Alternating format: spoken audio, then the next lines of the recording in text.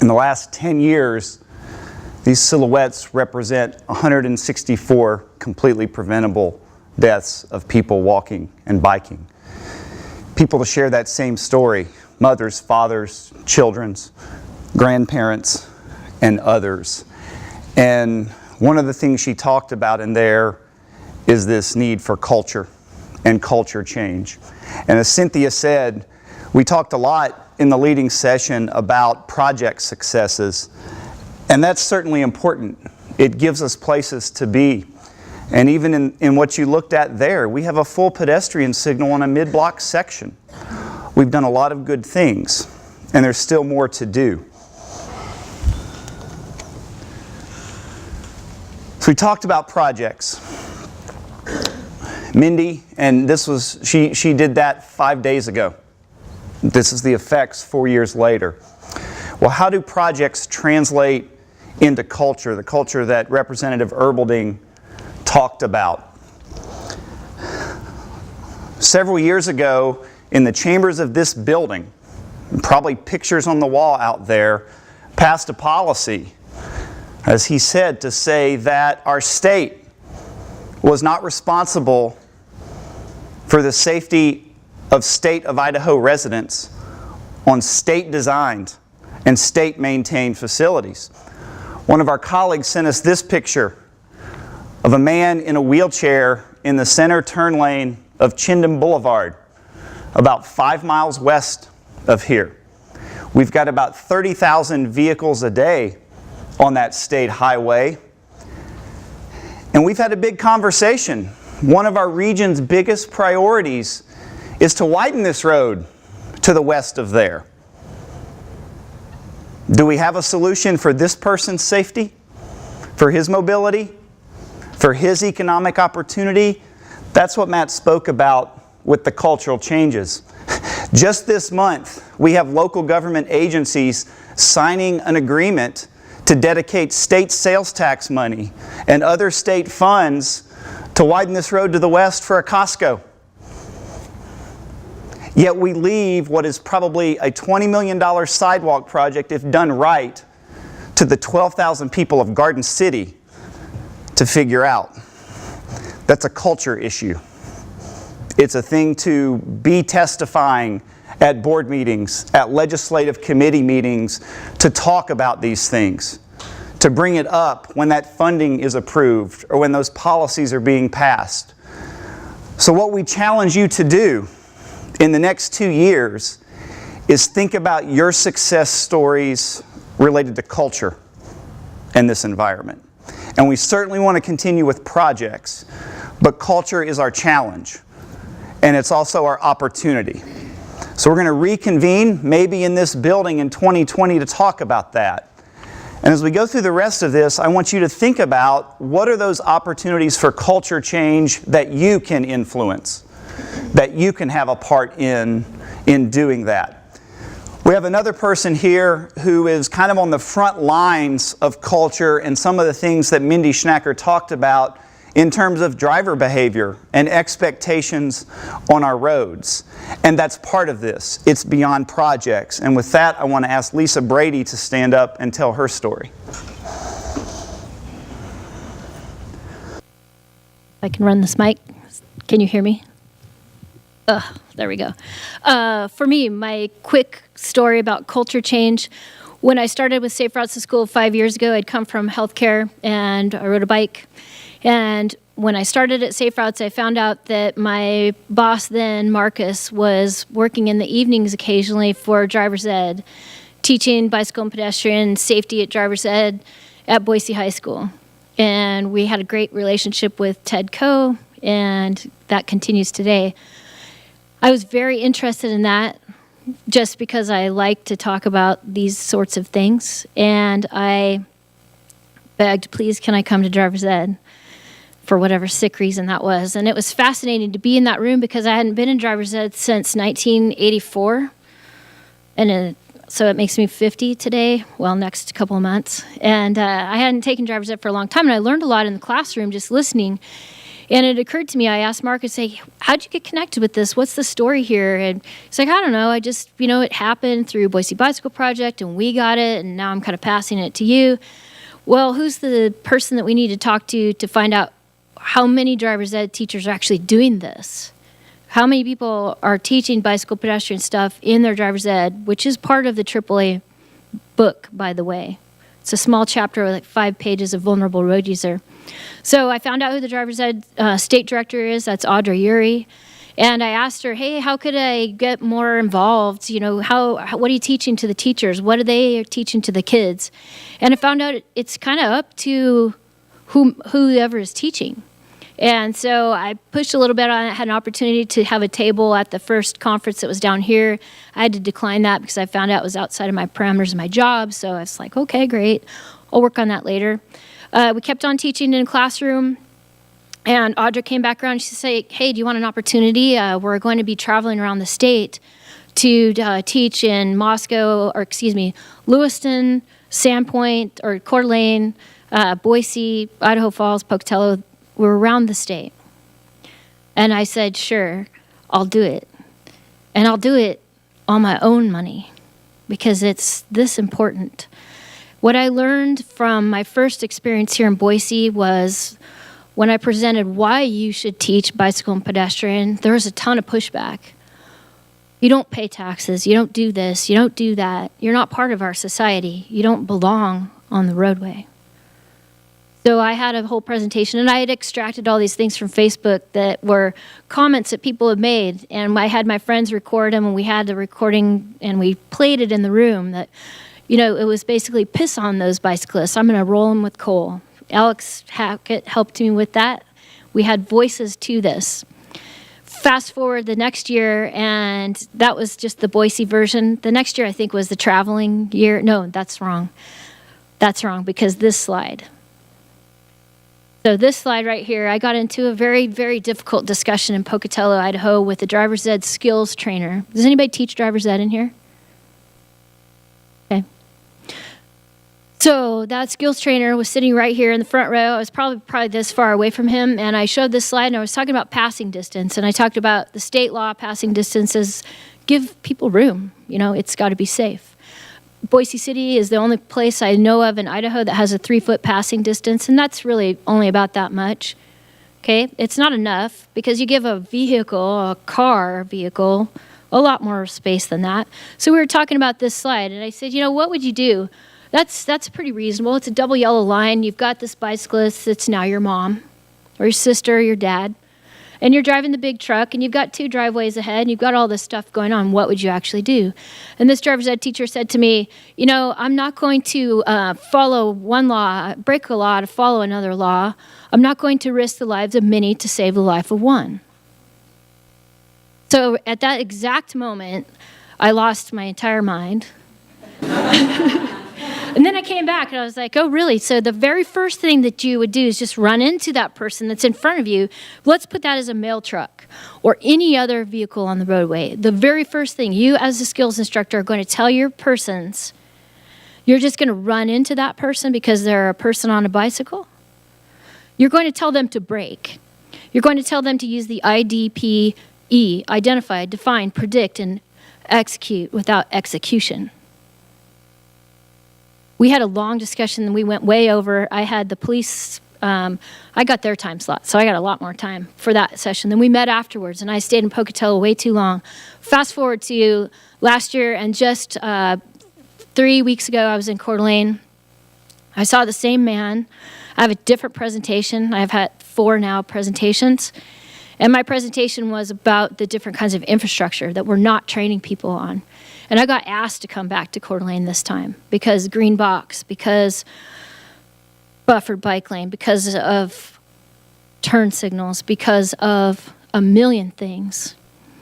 Because nobody else is teaching this stuff. They're not teaching it. We have public and private driver's ed classes that we talk to those students.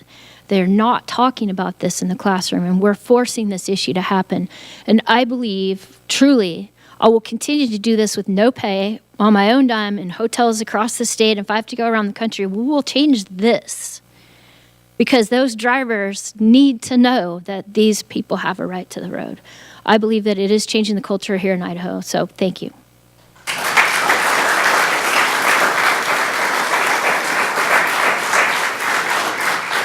Projects, culture, justice. What can we do in the next 10 years? We're going to move to justice. Chris?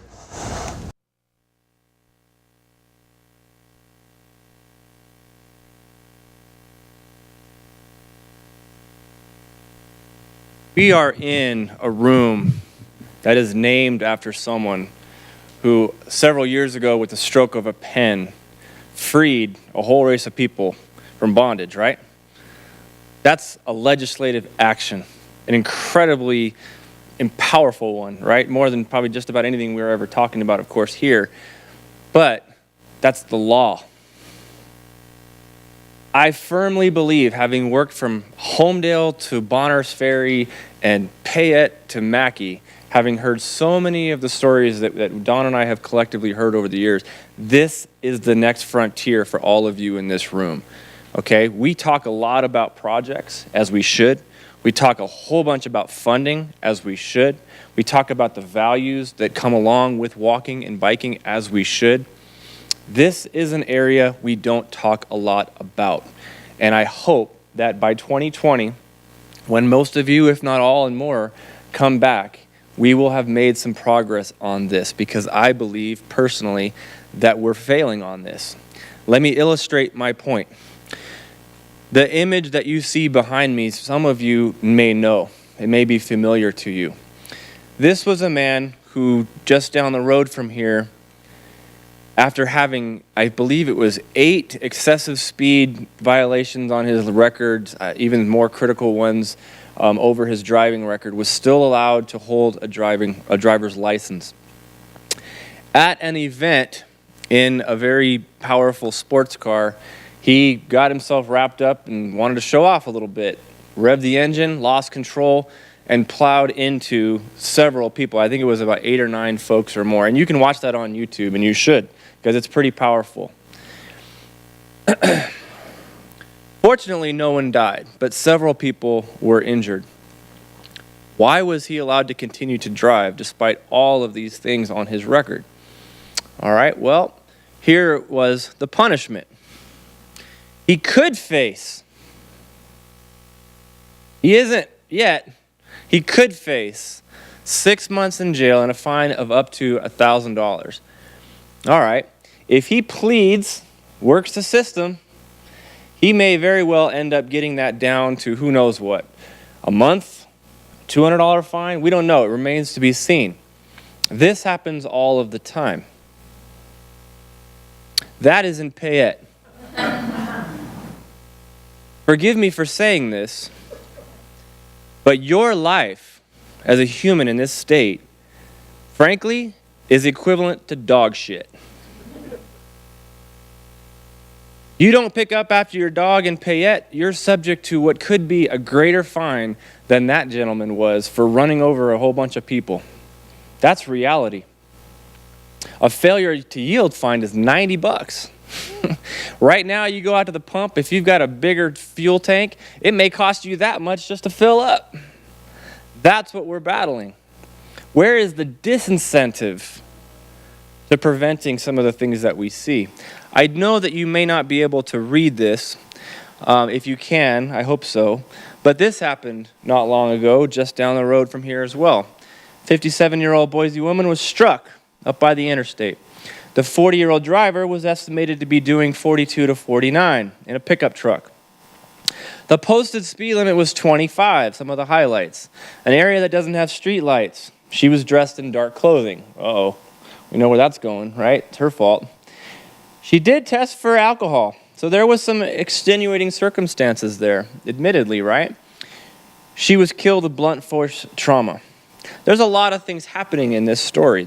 A lack of lights, for example. But I want you to notice that thing in blue.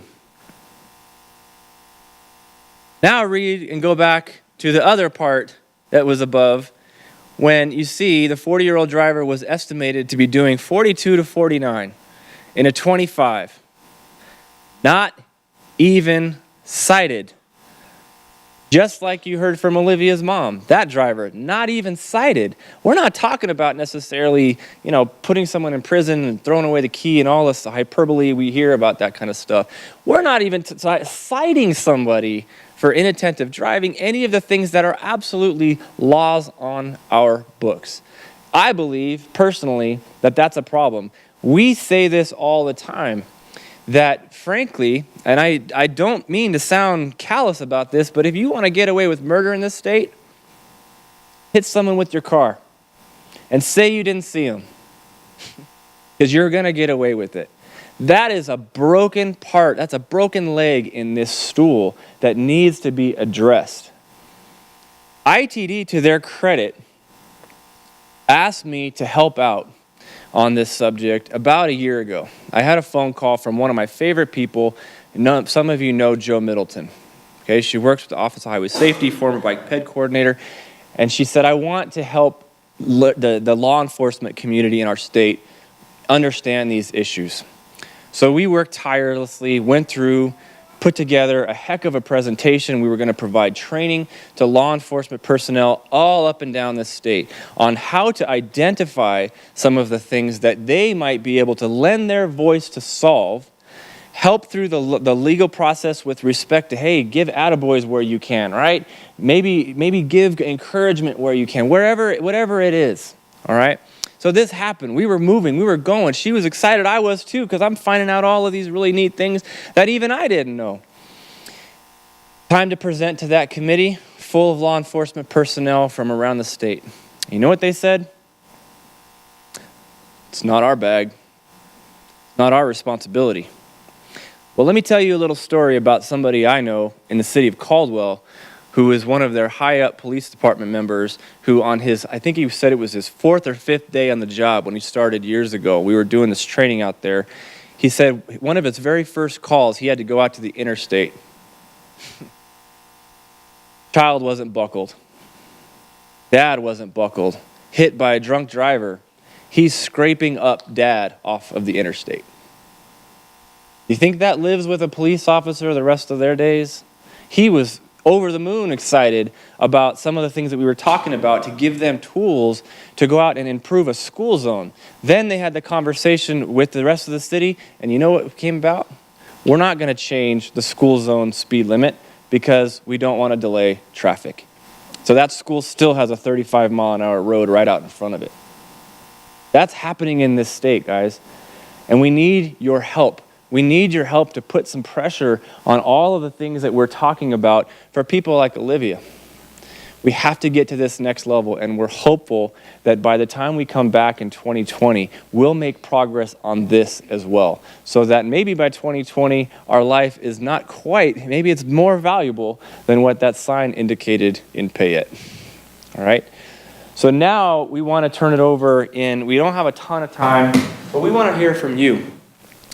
We want to hear from some of you some of the success stories that you have seen and heard as briefly as you can. We have 5 minutes, and she's going to get ready to throw stuff at us, I think. But we're hopeful if any of you have a couple of stories on any of these topics, we want to celebrate our success because you are the doers of this state when it comes to this stuff.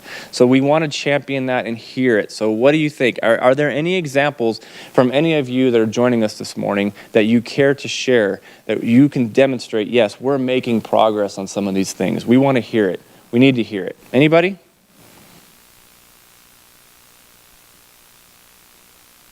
Don't be shy. I'm sure we all have horror stories. Please, go ahead. This is like my southern roots with a Baptist tent revival. That's what we want, right? Tell it, Nora.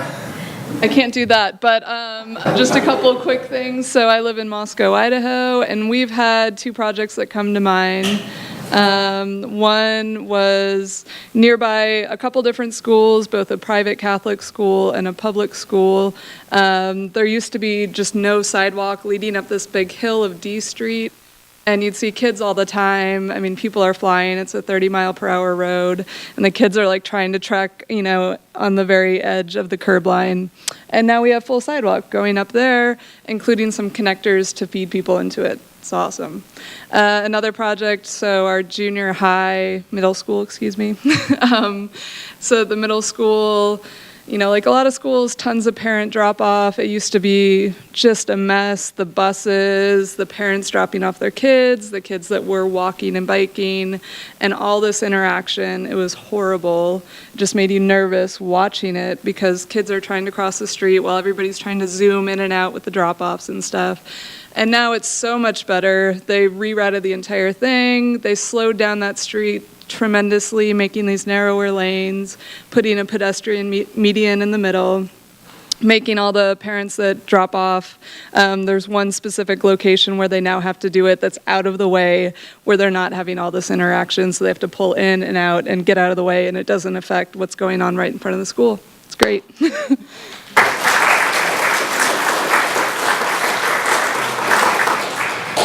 I think we need to wrap up because your next session starts in about 7 minutes. We know that this was a pretty tough one, right? We hope that it lingers. We hope that it sits in that head of yours for the next, however much time. We really hope that it prompts some action, whatever that may be, whatever you feel compelled to take. We hope that you can do that.